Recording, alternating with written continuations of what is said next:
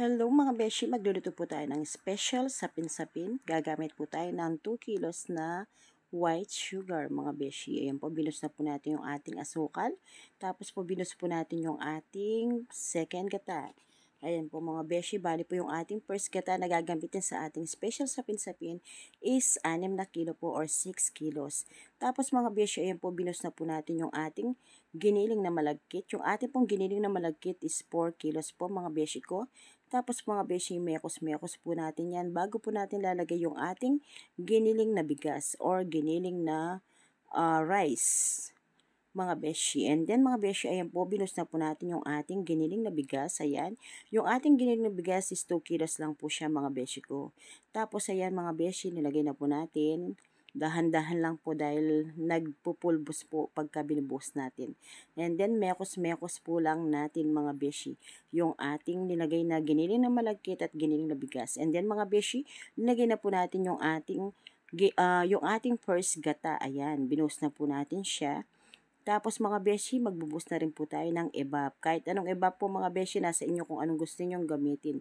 Pero ako lang po mga beshi, para sa akin, kaya gusto ko ganyan, para po malasang malas at malinamnam yung ating special sapin-sapin. Ayan, nabus na po natin yung dalawang evap mga beshi. Isusunod naman po natin ulit yung dalawa pang evap mga beshi. Para siguradong malinamnam yung ating sapin-sapin at masarap mga beshi ko. And then mga beshi, ayan, nagtatransfer na po tayo, nagsasala na po tayo ng ating mga pinaghalo-halong sangkap para po wala pong magaspang. Kung nakikita nyo po sa baba, may kulay na food color. And then sa kabila naman pong ating pinagsalinan kanina sa ating kaldero, ayan, mayroon na po tayong hinahalong food color na violet mga beshi. Ayan. Ihalo lang po nating mabuti yan para po tumingkad yung color na violet mga beshi. Ayan. Tapos po hindi na po natin pinakita yung pag-i-steam natin. Ayan po yung first steam po natin, kulay violet mga beshi. Sa pag-i-steam po mga beshi, consumable po ng fair color po is 20 minutes para po siguradong lutong-luto at para po siguradong malambot yung ating special sapin-sapin mga beshi. Bali po, dalawang klase po ng ating shape ng ating paggagawa, mga paggunma ng parang kutsintat puto at saka po yung round na sapin-sapin, yung malaki. Ayan mga beshi.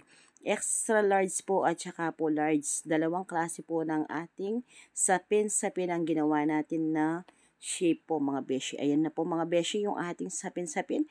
Mayroon na po siyang latik. Ayan. Yan po yung pinagmamalaki nating masarap na sapin-sapin. Siguradong magata, malatik, magatas at isa pa po is mga beshi ko is malambot. Ayan na po mga beshi yung ating masarap na special sapin-sapin kasabay po ng pa-order ng japchae mga beshi. At yung kabila naman po is kasabay ng mga pa-order na ulam. Ayan po mga beshi ko. Maraming salamat po at magandang gabi po sa inyong lahat.